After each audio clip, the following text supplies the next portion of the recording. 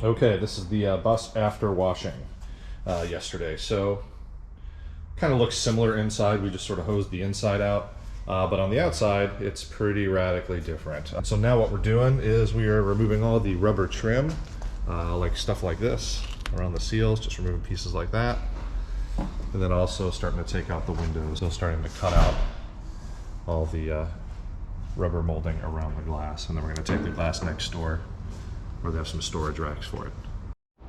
All right, one piece of glass is out, as you can see. Okay, it looks like we have the windows all removed, and we're looking along this edge here to see if there's any sort of holes or anything, just a lot of dirt. And sure enough, there is a hole there, a rust hole, so we'll have to deal with that. But otherwise, pretty much all the rest of them look pretty good. Just little bits and spots of rust, but no actual holes. So those will easily be sanded out. This is how they should look. Nice and clean. Okay, we're gonna try and hammer out this dent. See if it works. That's not where it is.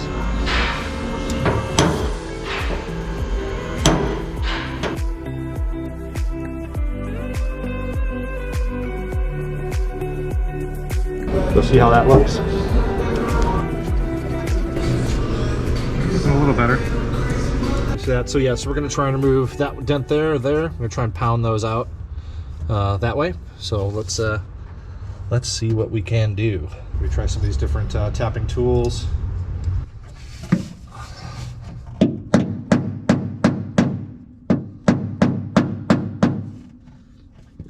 All right, that's a bit better. I'm going to try and remove the actual taillight housing first. I think it'd be a little easier for me to put my hand in there and sort of tap and actually can kind of see through there. So that's what I'm going to work on right now. All right, pretty challenging to get into here. The way these taillights are mounted, 4 long screws with nuts on the inside. Very hard to get to.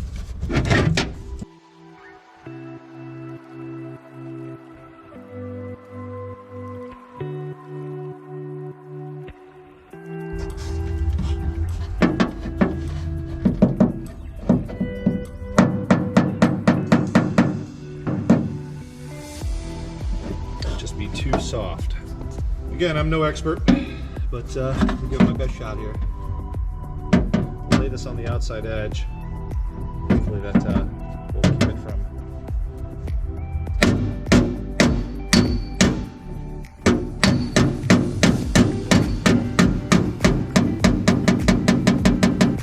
A little better.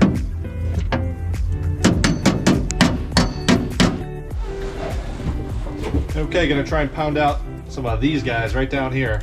This whole panel is sort of pushed in. I'm gonna use the hammer, see if I can just kind of get most of that out.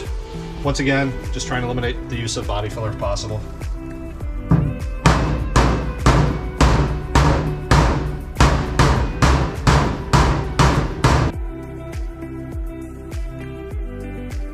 All right, major change. That popped right back out.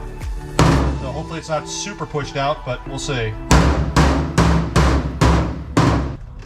All right, well, it's definitely pushed out. The question is how much, and will we have to kind of push it from the outside back in at some point? We'll just have to see. Either way, I'm sure it's doing a little bit of good. I'm gonna try working on this one over here now just a little bit as well.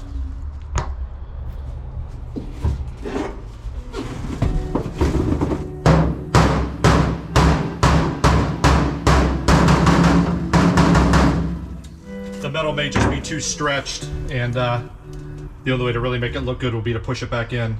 So let's go take a look outside and kind of see how that changed. Okay, if we look here, we can see, that's probably a little hard to see, but basically if I run my hand down here, it is definitely pushed outward, and I can definitely feel it, and there's still sort of like an indentation like right about here, definitely pushed out way here. So I have this feeling I may end up just kind of pushing it back in from this side at some point. Definitely have to work on this a little more over here, and pushing it in and filling it. So I think that maybe pushing it out may have, you know, may not be the right thing to do in this situation. It just may not allow us to fill that and have it look good. So you definitely want sort of lows versus highs. And in this case, the lows may be kind of where we have to begin with this. I am happier though that I've gotten this more in line with the actual body panel itself. We'll see. Probably what would be the most ideal thing would be to cut a line right about here and literally just replace this whole lower panel. But obviously that's quite a bit of work as well. But we'll see. Maybe that's easier than doing all this body work. Now I've sanded it with 60 grit sandpaper and then washed it down with some acetone to remove any wax or grease or fingerprints or anything like that. And I'm going to be applying some filler to the areas that I previously have sort of raised up so we don't have to use so much. So you'll see what the surface looks like now. There it is. So bare metal, which is kind of what you want. That's sort of the best way to get body filler to adhere to this panel. So that's kind of what we're going to do. And you can kind of see these dark areas like that and that and that, you know, down here, obviously this big area right here. Those are all low spots that we're going to be filling. And of course down here by where the water gets all sprayed up, you can kind of see that there's a couple little pinholes from rust there. Yeah, I guess you can't really feel the back of them, but those should fill up just fine with filler now that they're sort of sanded down to bare metal. That is where I ended up today with this. I am going to try and apply one layer of filler here shortly. We'll film that for you as well and let that dry and cure, and then we can go ahead and start our first round of sanding. What I'm going to do now is mix up some of this body filler. This is this metal grip filler from USC. Napa Auto Parts just sent this over to me. It's a two-part mix, as most fillers, body fillers, Bondo, things like that are. The hardener and then the material itself. So we're gonna go ahead and mix up some of that, and then we're gonna go ahead and apply it to the panel on the car here using sort of this long sort of spatula. Okay, so yeah.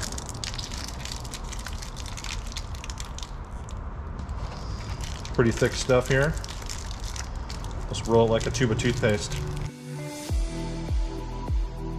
Ah, good old smell of Bondo. Remember this from when I was a teenager, working on my own car back then. And then I've seen online videos where people say you start about halfway in and go over to the edge. That's about as much as you need for that much body filler. And so then what you're gonna do is you're gonna sort of do this fold method where you basically flip it, fold it, mix it together.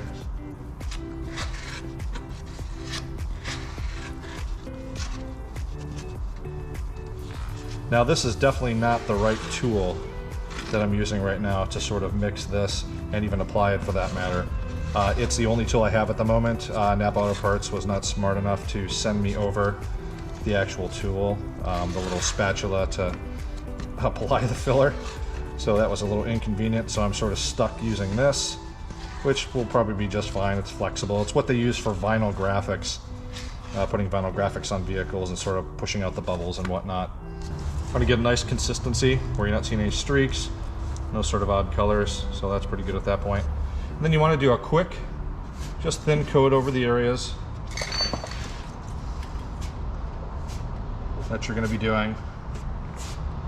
Just make sure you get good adhesion, like I'm doing here.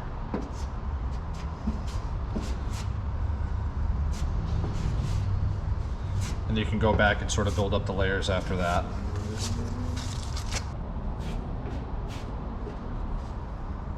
One thing to remember is that, you know, you can always go back and add more. So I'd rather start off a little bit light, add a little more as time goes on versus putting too much on than having to sand a ton off. I can already kind of feel it curing. It's getting thicker to apply as I'm going here.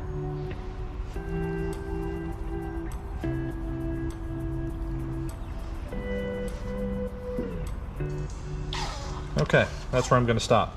So that should dry within 15 to 20 minutes and cure, and you should be able to do your first sanding coat after that. So probably come back and do this tomorrow or another day. I'm just going to let this sit here and kind of do its thing. And yeah, we'll go from there.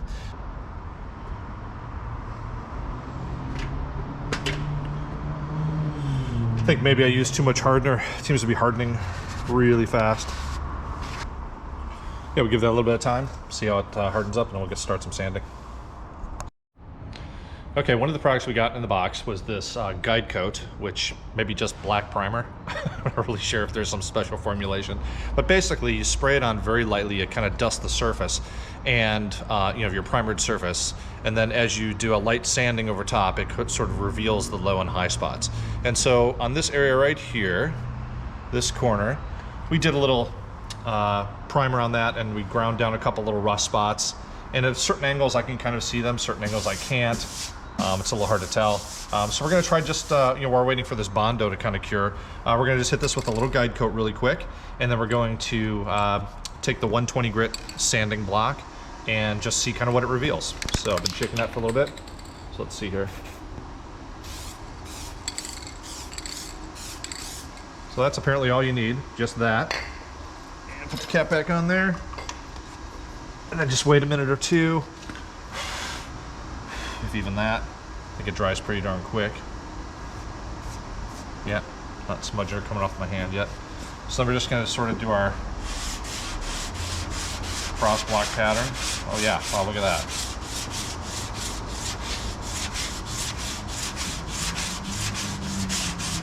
Look at what that reveals. Pretty interesting. Even over here as well. There's another one. Hope you guys can see that. So yeah, so kind of cool the way that works. I'm pretty happy with that. Great technique, and I'm sure that will allow us to sort of use some build up of primer in those areas or whatnot, and make those flat so they don't show up. It definitely gets a little bit of buildup on the sanding block, as you can kind of see there. So maybe wait a little bit longer for it to dry. According to my timer, we got another 2 minutes, but that's in like 70, 75 degree temperatures. So I'm gonna maybe run it to maybe 20 minutes, and then I will do some sanding on that and see kind of where we can get to in that area.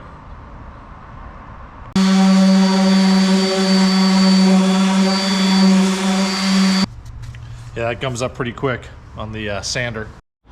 Okay, I'm going to try using the block sander now, just to go over that sort of crisscross pattern and kind of see what I can get using this for results.